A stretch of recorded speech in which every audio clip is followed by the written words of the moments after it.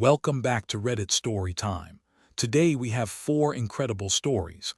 Let's dive right in. Story number 1.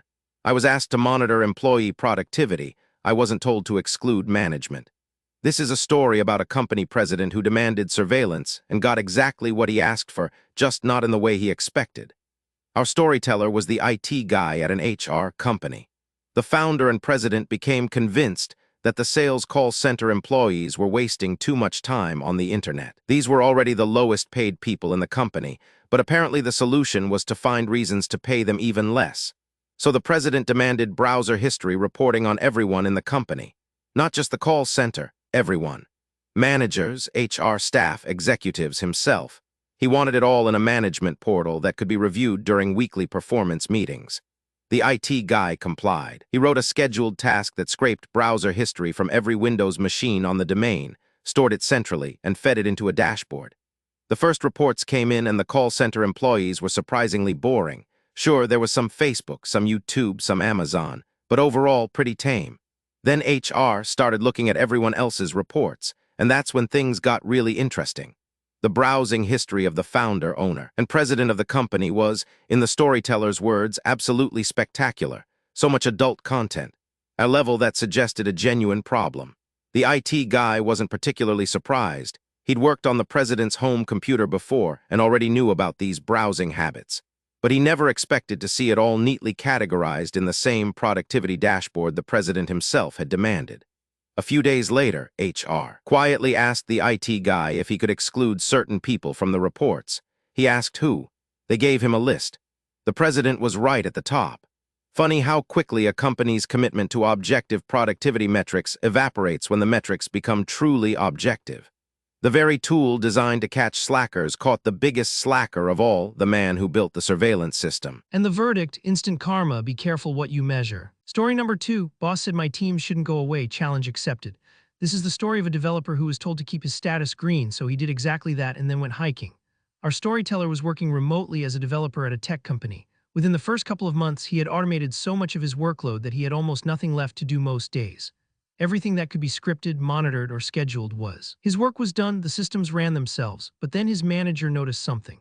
One morning, the manager messaged him and said they'd noticed his Microsoft Teams status kept going to away every 20 minutes.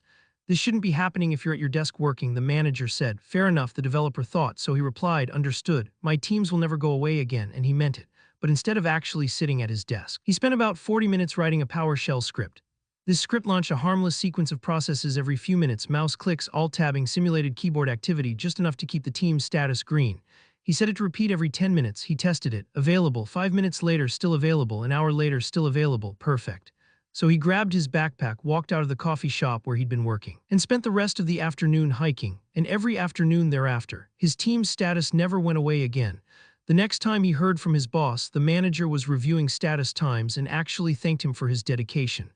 The irony is incredible. A manager obsessed with a green status icon instead of actual work output got exactly what he asked for, a permanently green status, while the employee who had already automated his entire job went off and lived his life. The lesson here is for managers everywhere. If you measure presence instead of results, don't be surprised when your employees optimize for presence. And the verdict, genius compliance, green means go hiking. Story number 3. Boss wants 2 weeks' notice. Company loses thousands. This story comes from the late 60s and early 70s in England, passed down from a grandfather who worked in a factory making car engines. Despite being a hard worker, he was constantly disrespected and underappreciated. His boss, who had very little actual power over a very small area of the factory, loved to yell and exert authority over everyone. The story really begins when the company bought a complex machine from Germany. This was before computers were common, so the machine used physical pegs and wires that had to be manually configured. The company sent a small group of workers to Germany to learn how to operate it, and German technicians came to England to install it. The grandfather wasn't chosen for the Germany trip, but instead of sulking, he watched the German technicians install the machine. Despite the language barrier, he figured out how it worked, how to maintain it, and how to fix it. He essentially taught himself everything the Germany-trained workers knew. Later, the grandfather needed to buy a house and went to the bank for a mortgage. He was earning £22 a week but needed 44 to qualify. He asked his boss for a raise. The boss promptly said no. so the grandfather talked to a friend who had moved to France. The friend mentioned that his company needed someone for deliveries, and the pay was exactly what the grandfather needed. He took the job, got his mortgage, and prepared to leave the factory. But here's where the boss's own rules came back to bite him. The boss had a strict policy that employees must give 2 weeks' notice, so the grandfather complied and gave exactly 2 weeks' notice. During those 2 weeks, the complex German machine broke down. None of the Germany-trained workers could fix it, but the grandfather could. He was the only person in the entire factory who understood the machine's mechanisms. The boss begged him to stay and fix it. The grandfather, following the very rules the boss had enforced, completed his 2 weeks and walked out the door. The company had to fly German technicians back to England at enormous expense to repair the machine. Thousands of pounds lost, production halted, all because a petty boss refused to give a loyal, skilled worker a raise that would have cost the company almost nothing. And the verdict, boss played himself penny wise, pound foolish. Story number 4, toxic ex-boss begs me to leave a company review. I gave him exactly what he asked for. This story is about an employee who was asked to leave a review, so they left a review. A 29-year-old specialist recently quit his job at a small planning and design firm in Germany. The place was a disaster. The pay was a joke. The leadership was completely unpredictable. They expected him to do the job of a fully qualified project manager, planning entire renovations of large municipal facilities without the pay or the support. The turnover was insane. 3 colleagues quit around the same time. During his 4 years there, the boss went through 5 different assistants. Eventually, he packed his bags and moved to a different city for a fresh start. A week after his last day, his former boss texted him.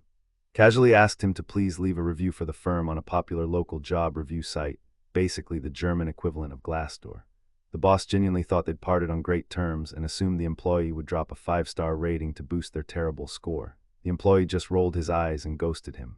Fast forward a few days. He checked the company's page and saw 3 brand new 4.5-star reviews posted in the same week.